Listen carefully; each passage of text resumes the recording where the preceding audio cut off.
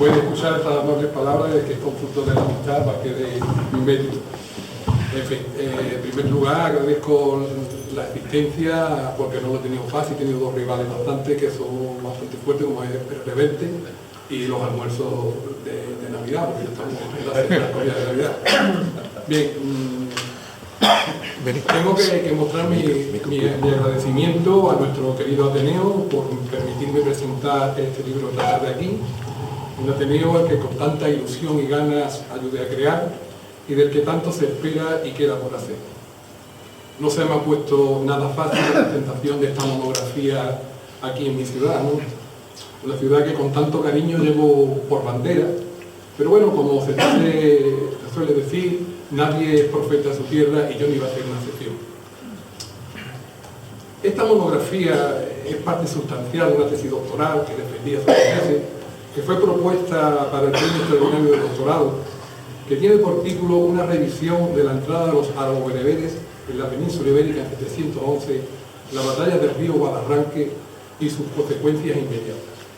Por lo tanto, hablamos de un trabajo que es fruto de una investigación desarrollada durante años.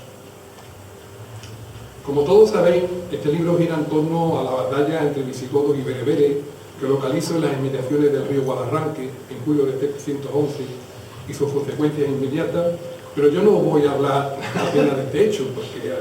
mi querido amigo ha hablado magníficamente y en el que ya tendréis ocasión de profundizar y ampliar durante la lectura del libro, sino que trataré de varios aspectos que aparecen en esta investigación y que considero fundamentales para entender el origen de Al-Ándalus, una entidad político-militar, socioeconómica y religioso-cultural que sostengo que a todos los efectos dio sus primeros pasos aquí, en nuestra tierra, en lo que actualmente es la comarca del Campo de Gibraltar, algo que hasta ahora no se había considerado. Hay que partir señalando que el primer objetivo que tenía, pero que no el único, Tari de Ensillá y sus bereberes al desembarcar en los alrededores de la bahía,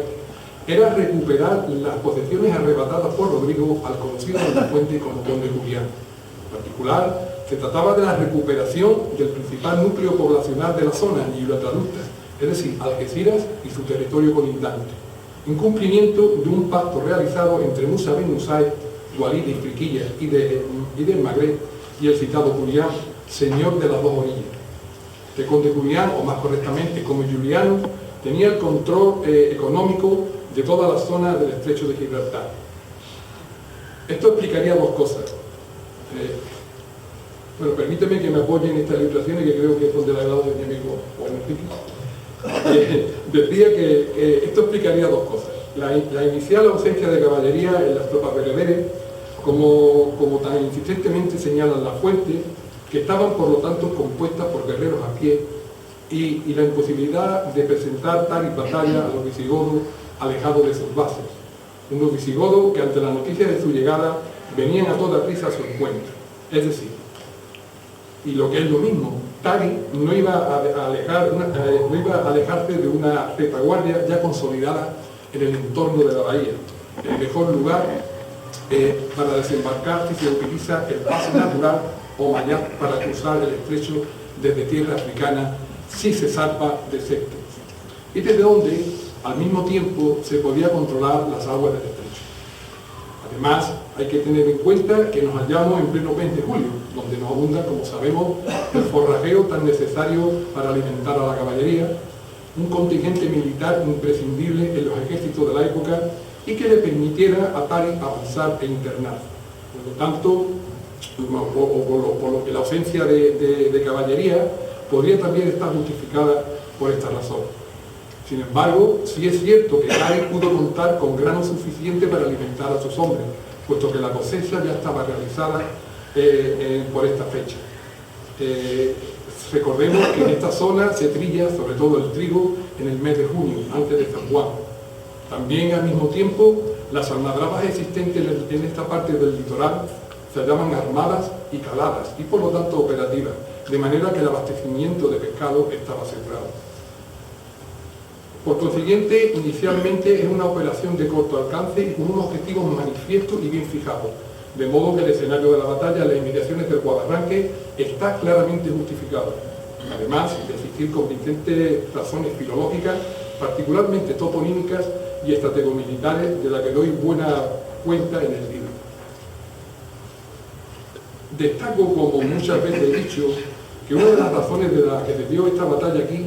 es decir, para elegir este escenario, es sin duda por la geomorfología que ofrece este terreno, un terreno con unas características idóneas para la situación bélica que se presumía que iba a presentar. Un combate entre un ejército reducido y mayoritariamente compuesto por una amalgama de hombres de distintas tribus y a pie y sin apenas caballería, siempre hablando de una caballería ligera que montaba a la jineta, contra un potente ejército visigodo más numeroso y avesado en el combate, y que contaba con la mejor caballería del momento, heredera de la bizantina. Un cuerpo de caballería pesada, los catafractos, de movimientos lentos y necesitados de un amplio espacio libre para desarrollar sus movimientos tácticos, y con unos jinetes que montaban a las terriotas. Se trataba de un terreno generalmente encharcado y con abundante vegetación, en su mayoría zonas de matorral y rastrojo, que dificultarían sin duda el despliegue visigodo. Defiendo que nada más producirse la derrota visigoda y la desaparición de su rey, Rodrigo, se procede a los repartos. Primero del botín en el mismo campo de batalla, que fue repartido tal como era lo acostumbrado de forma colectiva y por clanes. Con respecto al reparto del botín, en general hay que decir que en las primeras conquistas musulmanas se distinguieron dos tipos, la gánima o ganima y la fuga. La ganima era el botín mueble, hecho directamente en el campo de batalla y después repartido tras reservar el yun, es decir, el quinto para representantes de la comunidad, imán o califa, según la tradición del profeta. El fey abarcaba todas las demás cosas que pueden ser adquiridas, esto es, prácticamente el territorio con sus rentas, que en adelante constituiría un legado inalienable a favor de la comunidad musulmana que lo hará explotar el beneficio suyo por los antiguos propietarios, a menudo por medio de pactos tan frecuentes en la conquista de la península. Estos habrán de abonar, en concepto de usufructo, un impuesto territorial, el haraj, y por el permiso otorgado para poder practicar libremente su religión, un tributo personal, la jizya. Ahora bien, se ha argumentado que la reserva del quinto no se efectúa porque, al ser la península un territorio en gran parte sometido por pactos, la propiedad de la tierra quedó en poder de los propietarios hispano-visigodos, por lo que no existía obligación de aplicar. En realidad, en el proceso evolutivo de Al-Ándalus, fue determinante el hecho de que la península no fue conquistada por las armas, pese a que existieran episodios violentos como citado de Guadarranque, sino que en gran medida se produjese por medio de capitulaciones que, aunque forzadas, sirvieron para la aceptación y el reconocimiento del nuevo poder. Los escasos enfrentamientos armados registrados lo confirman. Los pactos realizados permitieron con frecuencia la continuidad de gran parte de las estructuras políticas y organizativas existentes en época visigoda, tal como ocurrió con Saduna, es decir, la actual Medina Sidonia. Esto se ve reflejado fundamentalmente a través de la vertebración territorial, de la dinámica demográfica, tanto en el ámbito rural como urbano, y del modelo de producción económico. Sabemos que se produce una novedad en esta conquista, la llegada masiva, repito, masiva de población norteafricana casi de forma inmediata a la victoria de Guadarranque. Esta masiva emigración, contenida otras veces por un Estado más o menos organizado, se ve ahora favorecida por el derrumbamiento del mismo y la ayuda de una cabeza de puente bien consolidada.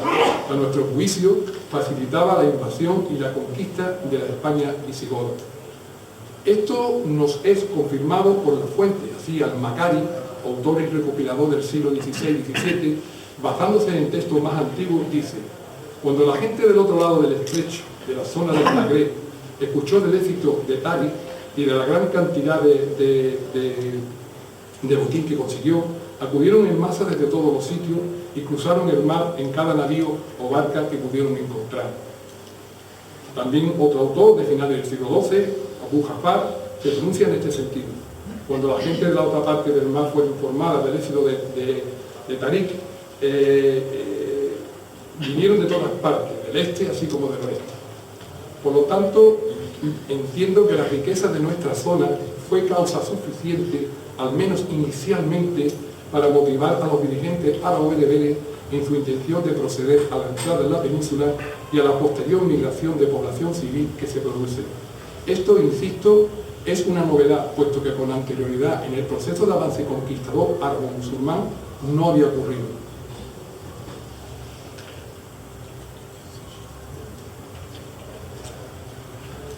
Una población que comienza a instalarse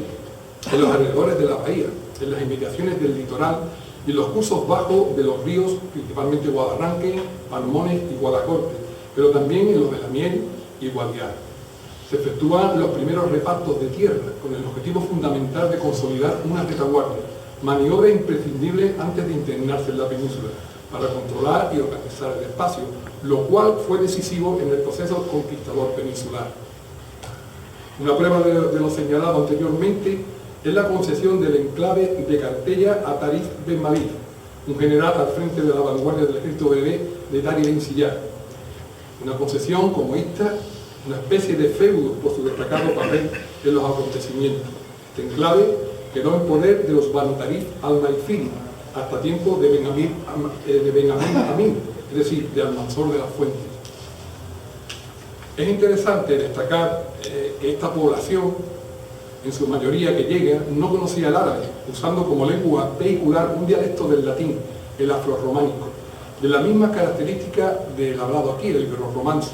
lo que facilitó la comunicación entre ambas poblaciones y lo que justifica, a mi juicio, la existencia de monedas bilingües en las llamadas primeras monedas de conquista para el pago de las soldadas. Asimismo, la población que queda establecida pronto, de forma simultánea a los primeros repartos de tierra, asistiéndose a la transformación de unas prácticas en gran parte nomádicas ganaderas a otras sedentarias agricultoras, aunque en realidad se llegaron a combinar las dos.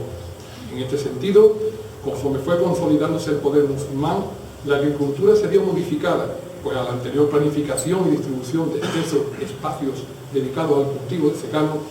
le sustituyó otro tipo de organización de espacios irrigados, con frecuencias más pequeños y con cultivos intensivos. Esto provocó inevitablemente una modificación en los asentamientos. La población bereber nunca quedó, al menos durante la primera época de Al-Ándalus, integrada plenamente en la vida urbana, ni en cuanto a su organización y las estructuras estatales. Es evidente que el cambio en el modelo de producción agraria fue determinante en la formación y consolidación de Al-Ándalus. Por lo tanto, hay que destacar que solo después del éxito alcanzado en la batalla, establecido una primera retaguardia y aleccionado por el conde Julián, Tari se planteó la posibilidad de continuar la campaña y avanzar hacia el interior. Sabía que las mejores tropas visigodas habían sido derrotadas y lo que lograron escapar se hallaban dispersas, aunque una parte importante en realidad había logrado refugiarse en Écija, evitando hacerlo en la más cercana Saduna. Así Tari, tras el éxito obtenido en Guadarranque y observar que había quedado allanado el camino hacia las tierras del interior, inicia el avance sin esperar las cocinas de Caiguá.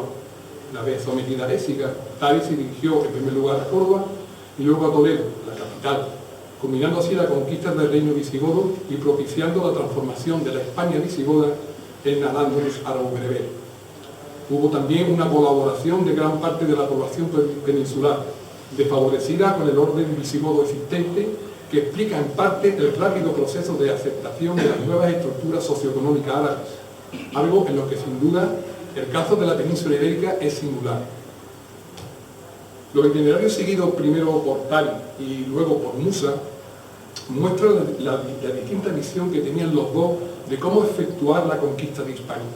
Musa, deseoso de diferenciar sus acciones de las de Tari, insistió en alcanzar el control del territorio por medio de las armas, fijando su interés en la consecución de botín mueble. El bereber, por el contrario, permitió que las propiedades quedasen en poder de sus propietarios a través de pactos, aunque sujetas a impuestos.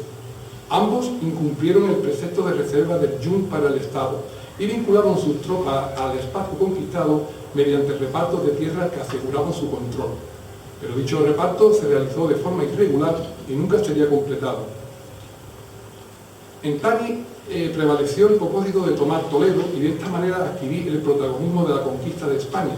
lo que le otorgaría el reconocimiento y la jefatura de todos los clanes bereberes. Igualmente, puede ser considerado de facto el primer gobernador de Al-Ándalus, puesto que hasta su encuentro con Musa ejerció su autoridad con independencia de Kairouan.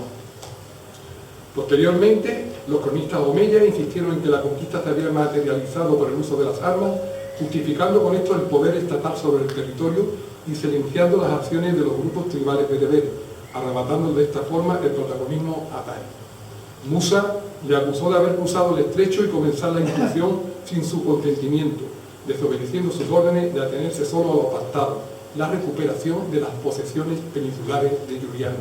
y le ordenó que cesara en su marcha y esperase su llegada.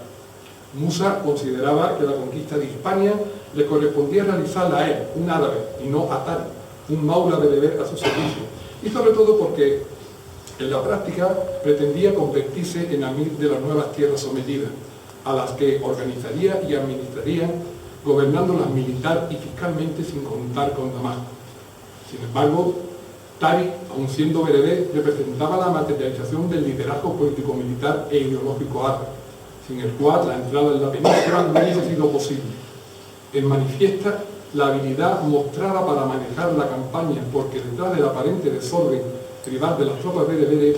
existía una particular disciplina basada principalmente en el reconocimiento de su jefatura, en el competimiento religioso y en la solidaridad del grupo, lo que explica que dos confederaciones étnicas bereberes antagónicas, como los Bur y los Baranis, acudiesen por primera vez unidas a la guerra, algo que hasta ahora en el estudio de los inicios de Al-Ándalus no se había tenido en cuenta. El Islam tuvo un papel de cohesión muy importante entre los bereberes recién islamizados y sirvió para vertebrar ideológicamente la conquista, convirtiéndose el guerrero en el principal valedor de los preceptos islámicos. Al rendir obediencia a Tariq a Musa tras su encuentro en Almará, finaliza lo que hasta ese momento había sido una conquista bereber, retomando el árabe las directrices políticas califales.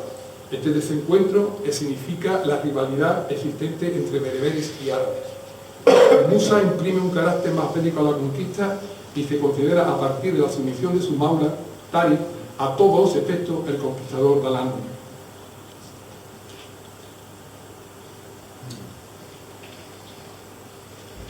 Otro hecho que hay que tener en cuenta es la aparición de una cura, una provincia yazirí, es decir, al-Yazir al-Hadr, como escisión de la teóricamente establecida de Saduna. Una nueva cura cuyos límites se hacían corresponder con los que habían sido anteriormente una especie de microprovincia bizantina conocida como Comitatus Iulianus. Sostengo que la principal razón de su aparición es que al pactar Tariq con Saduna, recuerdo que esta plaza se sometió sin lucha, apareció el compromiso por parte de los musulmanes de respetar las propiedades de sus antiguos dueños, por lo que no podía conceder estas tierras a la población civil bereber que llegaba para establecerse, surgiendo la necesidad de proporcionar tierras a esto en otra parte. La respuesta fue repartir el espacio del entorno de la antigua traducta, es decir, el áger, el campo. De este modo, los primeros repartos de tierras se produjeron en nuestra comarca y pronto surgió, así lo defiendo, la necesidad de una precaria organización encargada de una recaudación lo más eficaz y rigurosa posible, para lo cual era necesario tanto un censo para la captación personal como un catastro para la tributación territorial. En definitiva, las bases de lo que era el principal soporte económico del Estado musulmán, un complejo sistema impositivo conforme se producía la expansión árabo-musulmana y en el que la invasión y la conquista de la península serían parte del mismo proceso. En 713, con Al-Aziz, hijo de Musa, un nuevo sistema socioeconómico estaba prácticamente instaurado. El gobierno de Al-Aziz duró desde octubre-noviembre de 713 a marzo de 716 y queda manifiesto la intención de querer consumar su poder proclamándose monarca al tener noticia de la muerte de Al-Walid. Recordemos los fuertes vínculos existentes de los musaríes con este califa y acceder al poder Sulaimán. Al-Aziz logró estabilizar el dominio musulmán mediante el ejercicio de una política personal, consiguiendo una parte importante de la nobleza visigoda le ayudase a consolidar su gobierno, a cambio de dar continuidad a algunas prácticas protofeudales ya presentes en el Estado visigodo y fiscalizando todos los recursos disponibles.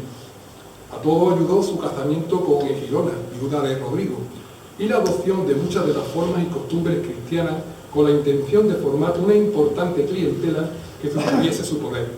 Mantuvo la misma postura de su padre, no acatando las directrices califales y acuñando moneda propia,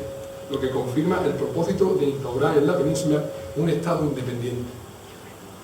Para la consolidación de esta nueva entidad era imprescindible contar con los recursos necesarios para financiar las tropas que emplearían en controlar el territorio. Con este motivo se procedió a culminar ahora de forma sistemática con los repartos de tierra y su control para gravar todos los recursos disponibles. La población fue gravada con una serie de impuestos que fueron demandados según las condiciones en las que sus propiedades habían pasado a dominio musulmán. Al ser un sistema de aplicación confesional, creó gran malestar tanto en un sector importante de musulmanes, en concreto de bereberes ya islamizados, como también de cristianos, que produjo situaciones particularmente fiscales bastante complejas. El gobierno de Abdelaziz es, a todos los efectos, el primer intento de separación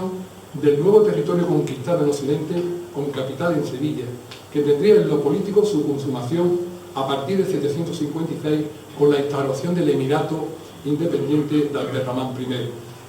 dando lugar a un Estado neomeya o andalusí.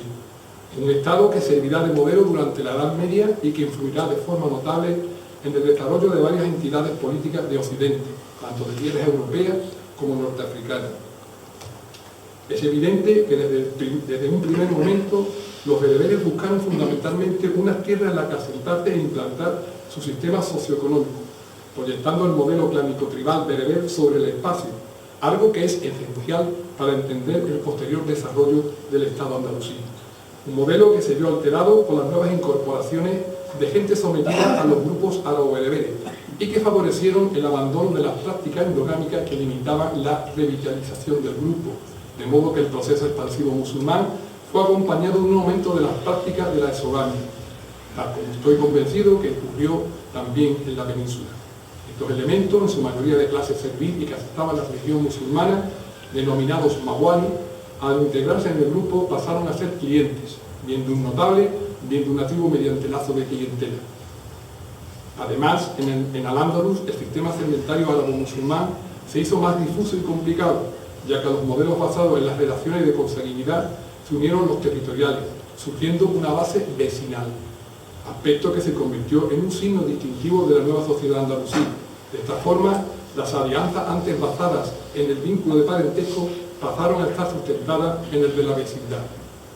Los modelos de asentamiento tradicionales bereberes aparecieron asociados desde un principio a los repartos de lotes de tierra y quedaron perfectamente establecidos en un hábitat disperso y organizados en pequeñas unidades clánico-tribales, asentadas en un espacio delimitado que evolucionaron más tarde en unidades territoriales colectivas. Unos asentamientos que en todo momento intentaron evitar las disposiciones estatales, lo que provocó posteriormente un problemático escenario. Así, transcurridos los primeros años de ocupación, aparecieron definidos varios tipos de propiedad que se correspondían con otras tantas formas de asentamiento. El modelo de producción implantado en la península, que denomino tributario mercantil andalusí, presentaba unos rasgos orientales, pero que al quedar implantado en la península se vio afectado por algunas características propias occidentales, tales como la propiedad privada y el auge del mundo urbano. No obstante, en el ámbito rural, las comunidades campesinas adquirieron un gran protagonismo en el desarrollo de Al-Ándalus porque proporcionaron el excedente productivo. Este excedente se materializó con la extracción de tributos a través de cargas impositivas, como ocurría en otras sociedades tributarias, conllevando el auge del comercio, tanto realizado en los mercados urbanos como en el exterior y de largo alcance, especialmente el desarrollado a través de las rutas comerciales africanas con la participación de los judíos hispanos. Y también conllevó la obligada aparición del mercado y la monetización de toda la actividad económica. El excedente era obtenido como tributo y posteriormente lo fue como renta, por medio de un articulado sistema impositivo confesional representando para el Estado cordobés la principal fuente de recursos económicos y un eficaz instrumento de poder. Así, el primer beneficiario era el Estado, que controlaba el proceso que requería una buena organización, es decir, tal como he dicho, un censo necesario para la captación personal y un catastro para la tributación territorial que permitiese la eficaz y sistemática recaudación de la administración. Este modelo de producción identifica a Al-Ándalus como una sociedad sin señores, en la que destacan dos rasgos importantes: la estructura tribal y el propio sistema tributario establecido. En la sociedad andalusí no existían comunidades de campesinas libres, porque, aun no estando sujetas a un denominado señor, sí lo estaban al Estado. Por lo tanto, presentaban una libertad independiente, condicionada y variable. Además, el modelo queda definido por una serie de factores que impidieron su desarrollo, tales como la influencia del modelo económico visigodo, todavía con algunos signos esclavistas y unas formas protofeudales manifiestas, la proyección tribal sobre el territorio, la organización de los asentamientos, la inestabilidad política, el maniquismo como base jurídica, la readaptación de algunas prácticas económicas hispano-visigodas,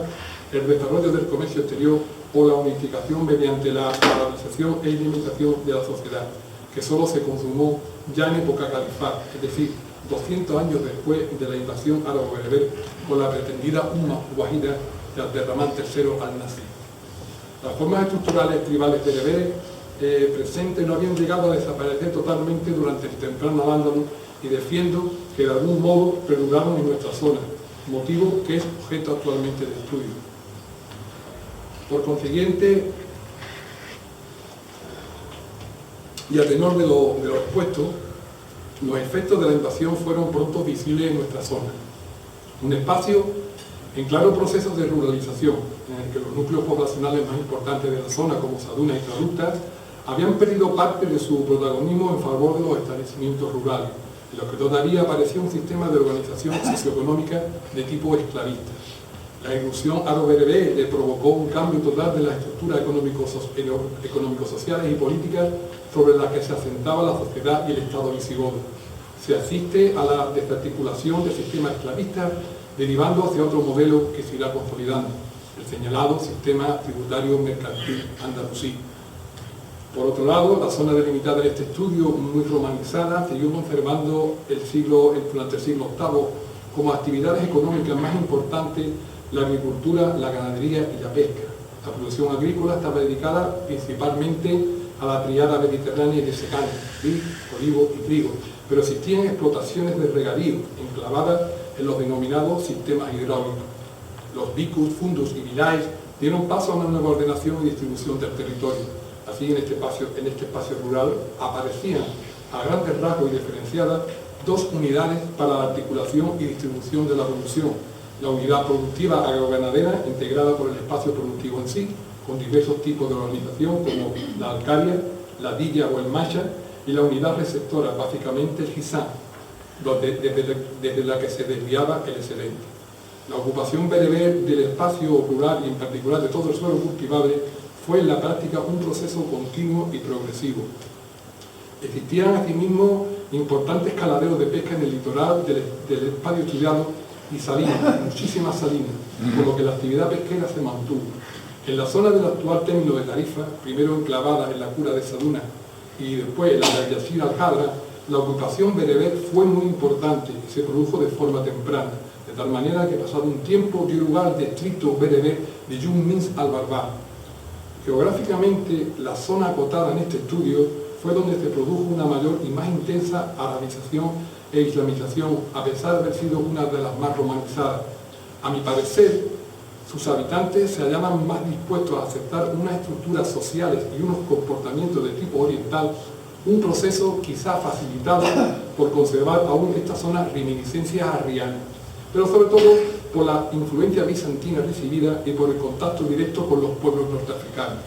Es evidente que esta zona de la península venía recibiendo desde la antigüedad influencias culturales norteafricanas y orientales, que posibilitaron en gran parte la aceptación de los aportes árabe-bereberes.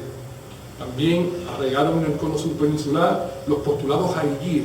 de tal modo que sostengo la existencia de un jariyismo andalusí que tuvo su origen en la zona estudiada. Un jariyismo que aparecía estrechamente unido a la población bereber y que tanta importancia tuvo lo acaecido en tiempo de Al-Hakam II, cuando Almanzor encontró entre sus seguidores el apoyo necesario para alcanzar el poder. Por lo tanto, la actual comarca del Campo de Gibraltar tuvo un gran protagonismo en los acontecimientos narrados en esta obra que presentó hoy, y esconde todavía mucha información sobre lo sucedido a pesar del silencio al que sistemáticamente ha sido postergado su estudio. Creo que a partir de esta publicación será necesario conceptualizar los hechos acaecidos con la llegada de los grupos árabe-bereberes, de forma que se han tenido en cuenta tanto el marco geográfico que ha quedado fijado en esta investigación, como lógicamente los condicionantes climáticos que le afectan.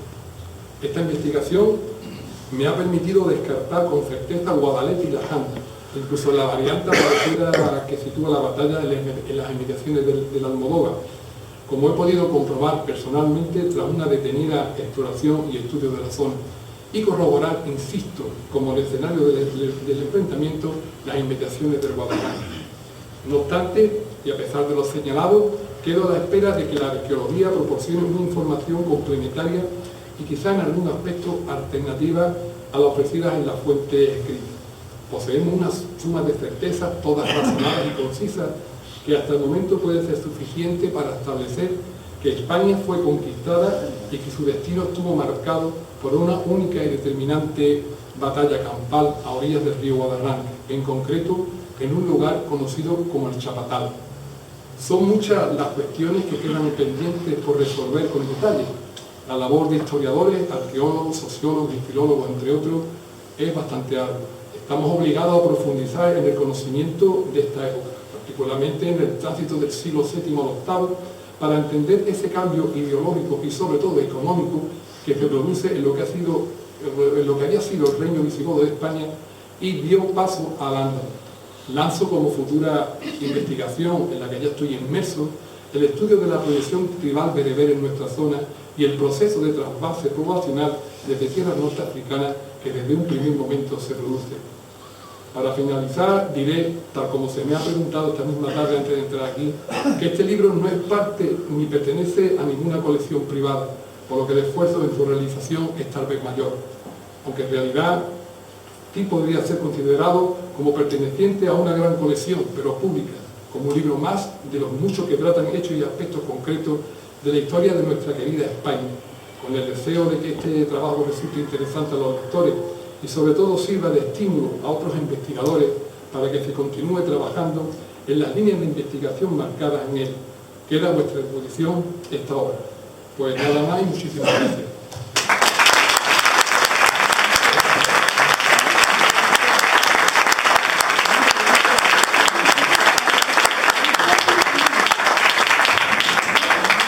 No queremos abusar de la confianza de la Unión Cultural, pero todavía queda tiempo para hacer preguntas porque imagino que alguna duda, alguna cuestión, algún interés personal ahora habrá.